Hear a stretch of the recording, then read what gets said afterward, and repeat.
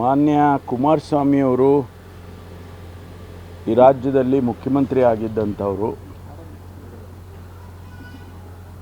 ಕೇಂದ್ರದಲ್ಲಿ ಬಹಳ ಪ್ರಭಾವಿ ಖಾತೆಯನ್ನು ಹೊಂದಿರತಕ್ಕಂಥವರು. ಅವರು ಮಾತನಾಡಿದ್ದಾರೆ ಅಂದರೆ ನಾವೆಲ್ಲ ಅದನ್ನು ಸ್ವಲ್ಪ ಗಂಭೀರವಾಗಿ ತಗೊಳ್ತೇವೆ.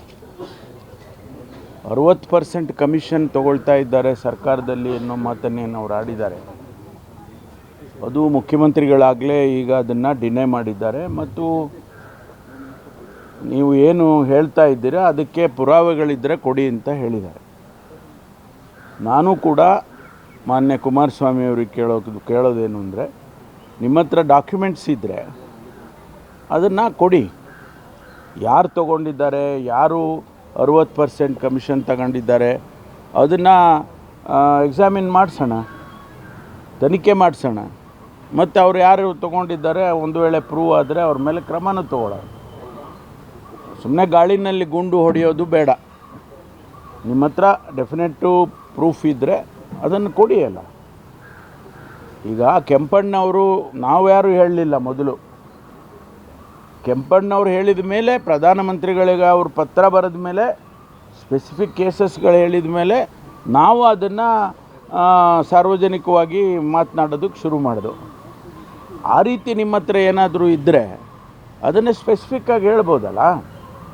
ಅದನ್ನು ನಾವು ಖಂಡಿತವಾಗಿ ಸೀರಿಯಸ್ ಆಗಿ ತೊಗೊಳ್ತೀವಿ. ಒಂದು. ಎರಡನೇದು, ನಾನು ಕುಮಾರಸ್ವಾಮಿ ಅವರಿಗೆ ವೈಯಕ್ತಿಕವಾಗಿ, ಯಾಕಂದರೆ ನಾನು ಅವ್ರ ಜೊತೆಯಲ್ಲಿ ಕೆಲಸ ಮಾಡಿದ್ದೀನಿ.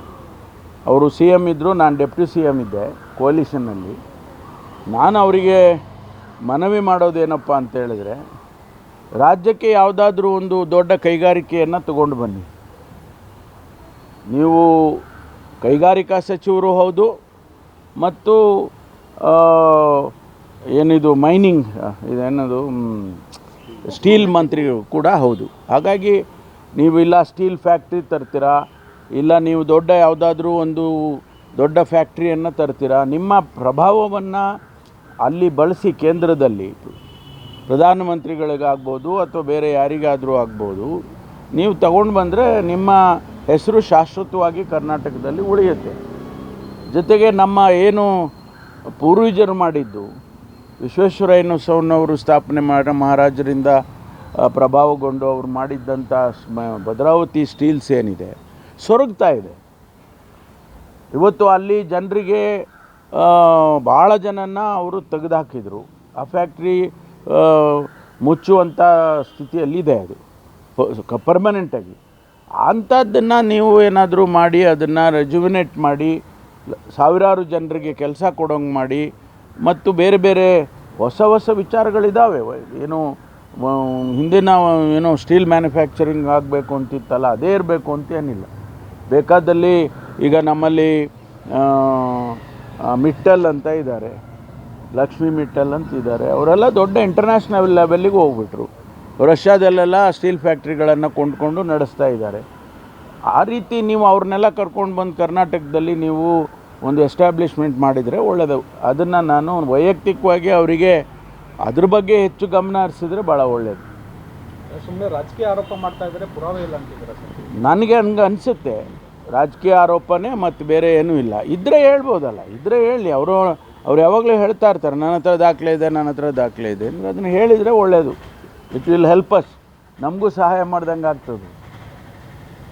ಸರ್, ನೀವು ಡಿನ್ನರ್ ಪಾರ್ಟಿ ಮುಗಿಸಿ ಹೋದ್ಮೇಲೆ ಸಾಕಷ್ಟು ಆಯಾಮಗಳನ್ನು ರಾಜ್ಯದಲ್ಲಿ ಪಡೆದುಕೊಳ್ತಾ ಇದೆ ಸರ್.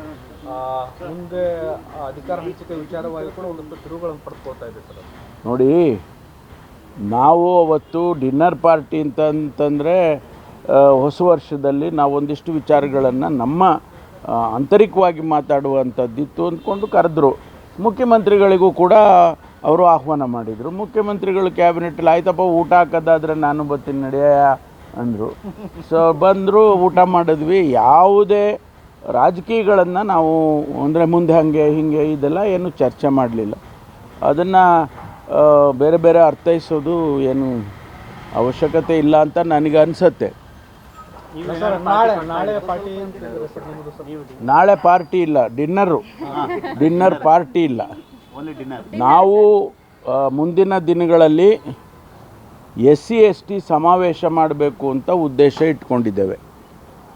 ಯಾಕೆ ಅಂದರೆ ನಾವು ಚುನಾವಣೆಗೆ ಮೊದಲು ಚಿತ್ರದುರ್ಗದಲ್ಲಿ SC ST ಸಮಾವೇಶವನ್ನು ಆಯೋಜನೆ ಮಾಡಿದ್ದು. ಆಗಲೂ ನಾನೇ ನೇತೃತ್ವ, ನಾನು ಡಾಕ್ಟರ್ ಮಹದೇವಪ್ಪನವರು, ಸತೀಶ್ ಜಾರಕಿಹೊಳಿ ಅವರು, ಎಲ್ಲರೂ ಮುನಿಯಪ್ಪನವರು, ಎಲ್ಲ ಶಿವರಾಜ್ ತಂಗಡಗಿ ಅವರೆಲ್ಲ ಮಾಡಿದ್ದು. ಅದು ಒಂದು ರೀತಿಯಲ್ಲಿ ಚುನಾವಣೆ ಆದಮೇಲೆ ನಾವು ಈ ಥ್ಯಾಂಕ್ಸ್ ಗಿವಿಂಗ್ ಅಂತ ಮಾಡಲೇ ಇಲ್ಲ.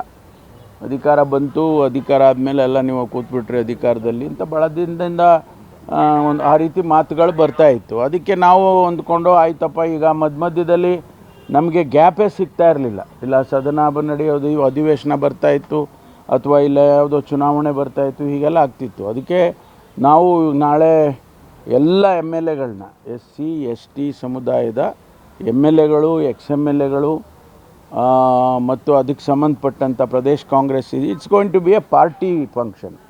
ಪಾರ್ಟಿ ಇದರಲ್ಲೇ ತೊಗೊಂಡು ಮಾಡ್ತೀವಿ. ಆಮೇಲೆ ಬೇರೆಯವರು ಬರ್ತಾರೆ, ಪಾರ್ಟಿ ಜೊತೆಗೆ ಬೇರೆಯವರು ಬರೋದಕ್ಕೆ ಸಾಧ್ಯತೆ ಇದೆ.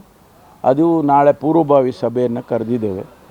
ಏನು ತೀರ್ಮಾನ ಮಾಡ್ತಾರೆ ಅವರು, ಎಲ್ಲಿ ಮಾಡಬೇಕಾ ಬೇಡವಾ, ಮತ್ತು ಮಾಡೋದಿದ್ದರೆ ಎಲ್ಲಿ ಮಾಡಬೇಕು, ಇದೆಲ್ಲ ಸ್ವಲ್ಪ ಚರ್ಚೆ ಮಾಡ್ತೀವಿ. ಅದು ಆ ಟೈಮ್ನಲ್ಲಿ 7 ಗಂಟೆಗೆ ಕರೆದಿದ್ದೀವಿ.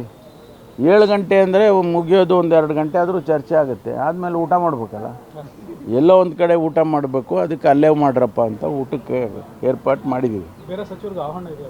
ಯಾವ ಬೇರೆ ಸಚಿವರು? SC ST ಅಲ್ಲದೆ ಬೇರೆಯವ್ರಿಗಿಲ್ಲ. ಅಂದರೆ ಬರಬಾರ್ದು ಅಂತಲ್ಲ, ನಾವು ಎಲ್ಲ ಸ್ವಲ್ಪ ಕೆಲವು ವಿಷಯಗಳನ್ನು ನಾವು ಅಲ್ಲಿ ಪ್ರೊಸೀಡಿಂಗ್ಸ್ ಮಾಡಿದ್ದೆವು. ನಾವು ಎಲ್ಲಿ ಚಿತ್ರದುರ್ಗದಲ್ಲಿ ಚಿತ್ರದುರ್ಗ ರೆಸೊಲ್ಯೂಷನ್ಸ್ ಅಂತ ಒಂದಷ್ಟು 10-15-20 ಪಾಯಿಂಟ್ ಮಾಡಿದ್ದು. ಅವುಗಳನ್ನೂ ಕೂಡ ನಾವು ಚರ್ಚೆ ಮಾಡ್ತೀವಿ. ಆ ಸಂದರ್ಭದಲ್ಲಿ ಬೇರೆ ಸಚಿವರು ಬರಬಾರ್ದು ಅಂತ ಏನಿಲ್ಲ. ಆದರೆ ನಾವೇ ಎಲ್ಲ ಕೂತ್ಕೊಂಡು ಚರ್ಚೆ ಮಾಡಿ ಆಮೇಲೆ ಮುಖ್ಯಮಂತ್ರಿಗಳಿಗೆ ತಿಳಿಸ್ಬೋದು ಅಂತ ಅಂದ್ಕೊಂಡಿದ್ದೀವಿ. ಬಿಂಬಿತ ಆಗೋದೇ ಬೇರೆ ಸರ್ ರಾಜಕೀಯದಲ್ಲಿ. ಏನಾದರೂ ಹಾಕ್ಕೊಳ್ಳಿ ಬಿಡಿ, ಬಿಂಬಿತ ಆಗ್ತದೆ ಅಂತೇಳಿ ನಾವು ಒಗ್ಗಟ್ಟಾಗಿರೋದು ಬೇಡ ಅಂತಲ್ಲ. ಬಿಂಬಿತ ಯಾರು ಬೇಕಾದರೂ ಏನು ಬೇಕಾದ್ರೂ ವ್ಯಾಖ್ಯಾನ ಮಾಡಲಿ. ಈ ಜನ ಕಾಂಗ್ರೆಸ್ ಪಕ್ಷಕ್ಕೆ ಯಾವತ್ತೂ ಕೂಡ ಬೆಂಬಲವಾಗಿ ನಿಂತಿದ್ದಾರೆ. ಅವ್ರು ಹಾಗೆ ನಿಲ್ಲಬೇಕು. ಮುಂದೆ ಚುನಾವಣೆಗಳು ಬರ್ತಾಯಿದೆ, ZP TPS ಚುನಾವಣೆ ಬರ್ತಾಯಿದೆ, ಮತ್ತು ಕಾಂಗ್ರೆಸ್ಸಿಗೆ ಬೆಂಬಲವಾಗಿರಲೇಬೇಕಲ್ಲ ಅವರು. ಅದನ್ನು ನಾವು ಅವ್ರಿಗೆ ಕಷ್ಟ ಸುಖಗಳು ಕೇಳಬೇಕಲ್ಲ. ಅಧಿಕಾರದಲ್ಲಿದ್ದಾಗಲೂ ನಾವು ಕರೆದವ್ರನ್ನ ಮಾತಾಡಿಸ್ದೇ ಇದ್ದರೆ ಮತ್ತು ಯಾವಾಗ ಮಾತಾಡ್ಸೋದು? ಅದಕ್ಕೋಸ್ಕರ ಮಾಡ್ತೀವಿ. ಗ್ಯಾರಂಟಿ ನ್ಯೂಸ್, ಸುದ್ದಿ ಖಚಿತ, ನ್ಯಾಯ ನಿಶ್ಚಿತ.